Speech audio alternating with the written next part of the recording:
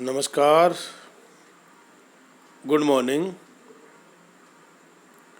all dear students. Today we will be discuss a important topic, accounting standard 14. प्रिय विद्यार्थियों, आप सबका बहुत बहुत स्वागत। आज हम बहुत ही महत्वपूर्ण टॉपिक अकाउंटिंग स्टैंडर्ड 14 लेखा मानक 14 के बारे में डिस्कस करेंगे। ये जो टॉपिक है वो हमारे बीकॉम पार्ट 3 के विद्यार्थियों के लिए बहुत ही महत्वपूर्ण टॉपिक है। तो सभी विद्यार्थियों से रिक्वेस्ट है कि वो इसको पूरा ध्यान से सुनेंगे और लास्ट तक वीडियो को देखेंगे, क्योंकि अगर आपने लास्ट तक नहीं देखा तो पूरी बात आपको समझ में नहीं आएगी।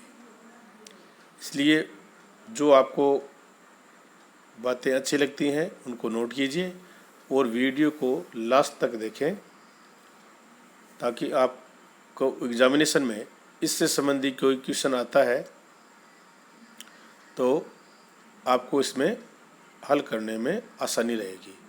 तो शुरू करते हैं आज का हमारा टॉपिक अकाउंटिंग स्टैंडर्ड 14। एकीकरण की स्थिति में लेखा मानक। हमारा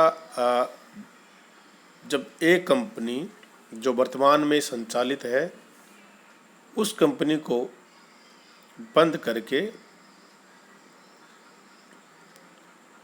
एक या एक से अधिक कंपनी को मिलाया जाता है और एक नई कंपनी का निर्माण किया जाता है, उसे हम एकीकरण बोलते हैं।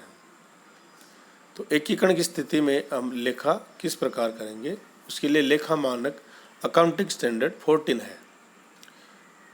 तो शुरू करते हैं कि ये लेखा मानक एकीकरण की स्थिति क्रेता कंपनी की पुस्तकों में लेखांकन के संबंध में है।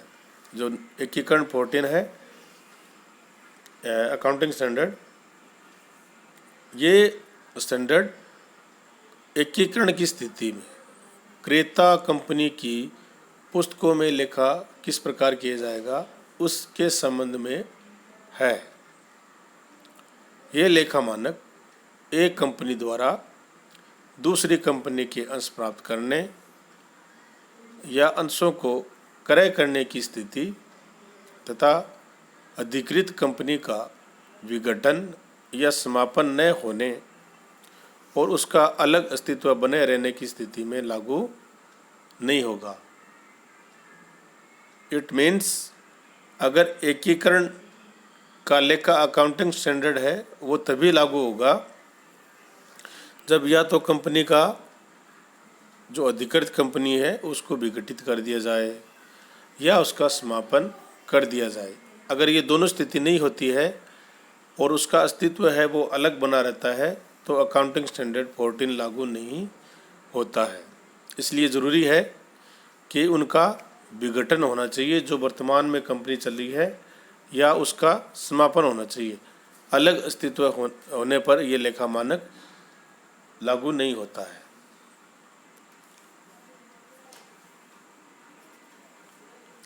ये लेखा मानक तभी लागू होगा जब अधिग्रहित कंपनी का समापन हो जाए। इट मीन्स वो कंपनी बंद कर दी जाए तथा क्रेता कंपनी उसके व्यवसाय का अधिग्रहण कर ले। क्रेता कंपनी है वो विक्रेता कंपनी को अधिग्रहित कर ले। अधिकृत ग्रहित होने वाली कंपनी विक्रेता कंपनी कहलाएगी तथा व्यवसाय अधिग्रहण करने वाली कंपनी क्रेता कंपनी कहलाएगी। जिसका विघटन हो गया है, जो कंपनी बंद हो गई है, उसको विक्रेता कंपनी, और जो कंपनी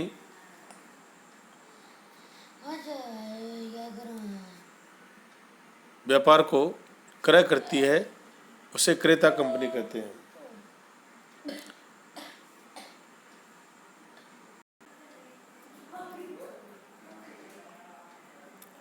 जिस कंपनी का अधिग्रहण किया जा रहा है वो विक्रेता कंपनी, और जो अधिग्रहण कर रही है वो क्रेता कंपनी। सिंपल। नेक्स्ट चलते हैं। भारत के चार्टर्ड अकाउंटेंट्स इंस्टीट्यूट के लेखांकन इसी आधार पर जारी किया गया है, और ये लेखा का मानक 1 अप्रैल 1995 या उसके पश्चात होने वाली कंपनियों के एकीकरण के लेखांकन अनिवार्य रूप से लागू हो गए। अगर 1 अप्रैल 1995 के बाद किसी कंपनी का एकीकरण किया जाता है तो इसके लेखा मानक अकाउंटिंग स्टैंडर्ड 14 लागू होगा, अनिवार्य रूप से, मैंडेटरी है।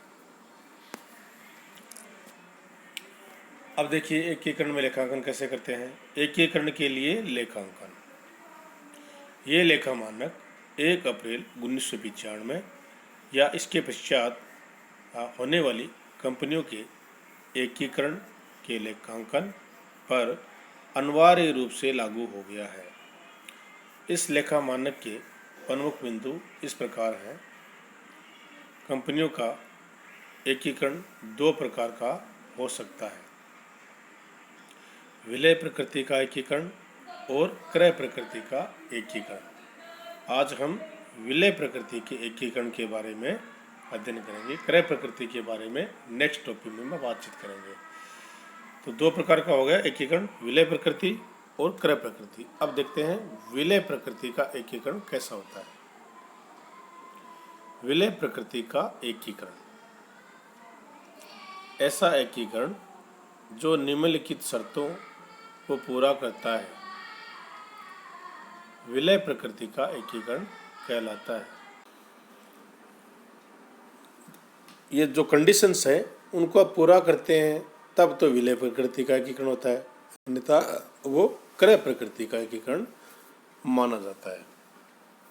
नंबर 1 कंडीशन, हस्तांतरक अर्थात विक्रेता कंपनी की सभी संपत्तियों एवं दायित्व एकीकरण के पश्चात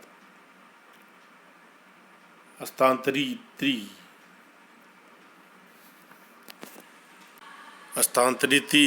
अर्थात क्रेता कंपनी की हो। इट मीन्स विक्रेता कंपनी जिसका समापन हो गया है उसकी सभी संपत्तियां और दायित्वों को एकीकरण के पश्चात क्रेता कंपनी की हो जानी चाहिए। सभी संपत्तियां और दायित्व विक्रेता कंपनी है वो क्रेता कंपनी को हस्तांतरित कर देती है। पहली कंडीशन। सेकंड कंडीशन पर आइए।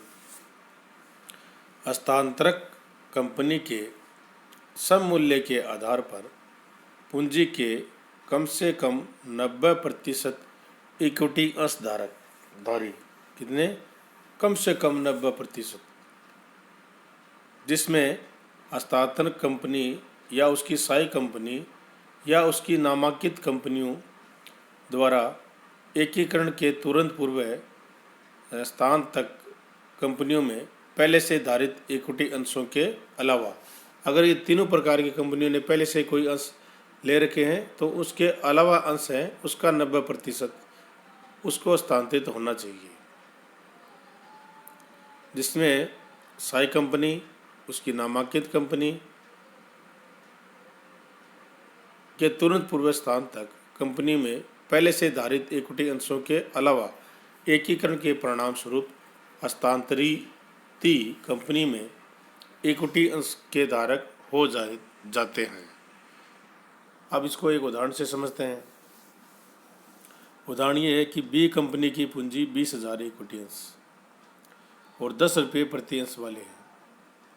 ए कंपनी के पास 5,000 अंश बी कंपनी के पहले से धारित है। देखिए 20,000 इक्विटी अंश है ए बी कंपनी के, और ए कंपनी के पास 5,000 पहले से बी कंपनी के अंश धारित है। अब ए कंपनी ने बी कंपनी का विलय कर दिया है। अब ए कंपनी को ख़त्म कर दिया है और बी कंपनी का विलय कर दिया है ए कंपनी ने। तो देखिए बी कंपनी के टोटल शेयर्स 20,000, 20,000 में से 5,000 तो उसके पास ए कंपनी के पास पहले से हैं 20,000, तो रिमेनिंग शेयर्स 15,000। तो 15,000 का 90%, 15,000 का 90% हो गया हमारा 13,500 रुपये। 13,500 इक्विटी अंश के धारक एकीकरण के बाद एक कंपनी में अंशों के धारक हो जाने चाहिए। एक कंपनी में अंशों के धारक है वो हो जाने चाहिए। ये उसकी सेकंड कंडीशन है। तो ये दोनों शर्तें फिल करते हैं, दोनों शर्तों की पूर्ति हो जाती है तो उसको विलय प्रकृति का एकीकरण कहते हैं। और ये अकाउंटिंग स्टैंडर्ड 14 जो कि एकीकरण क्रेता कंपनी की पुस्तकों के लेखांकन के संबंध में है, उसके संबंध में ये लागू होता है। तो ये जरूरी है कि दोनों शर्तों की पूर्ति हो तभी एकीकरण विलय प्रकृति का माना जाता है।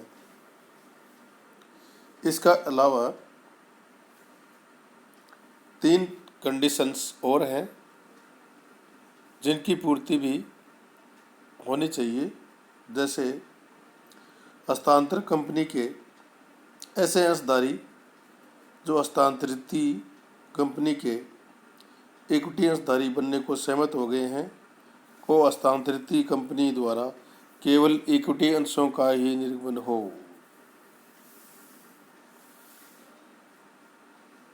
अगर अंशों के टुकड़े का नकद में भुगतान को छोड़कर प्रतिफल का भुगतान किया जाएगा। केवल इक्विटी अंशों में ही भुगतान उसका किया जाएगा। केवल अगर टुकड़ा कोई है अंश का तो उसका भुगतान नकद में किया जाएगा। बाकी सभी इक्विटी अंशों के माध्यम से क्रय प्रतिफल का भुगतान किया जाएगा। ये उसकी थर्ड कंडीशंस है।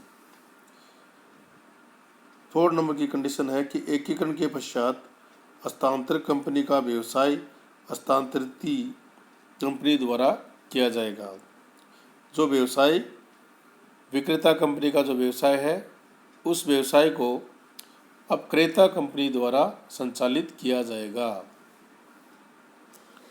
और नंबर 5 जो शर्त है वो ये है कि लेखांकन नीतियों में एकरूपता बनाए रखने के उद्देश्य को छोड़कर हस्तांतरण कंपनी की संपत्तियों और दायित्वों के पुस्तक मूल्य में एकीकरण के समय हस्तांतरित कंपनी यदि कोई समायोजन नहीं करेगी अर्थात क्रेता कंपनी विक्रेता कंपनी के समस्त संपत्तियों और दायित्व सभी संचय सहित को पुस्तक मूल्य पर ही अपनी पुस्तकों में समामेलित करने की पुष्टि करेगी। ये उसकी लास्ट कंडीशंस है। अगर ये सभी कंडीशन फुलफिल करते हैं तो आप उसको विलय प्रकृति का एकीकरण मान सकते हैं। वो विलय प्रकृति नेचर ऑफ मेजर प्रकृति का एकीकरण माना जाएगा। आप सभी विद्यार्थियों का बहुत बहुत धन्यवाद। और आप सभी विद्यार्थी इसको लाइक करें, शेयर करें, कमेंट करें और आप इसमें क्या सुधार करना चाहते हैं वो बताएं। आप सबका बहुत बहुत धन्यवाद। Thank you.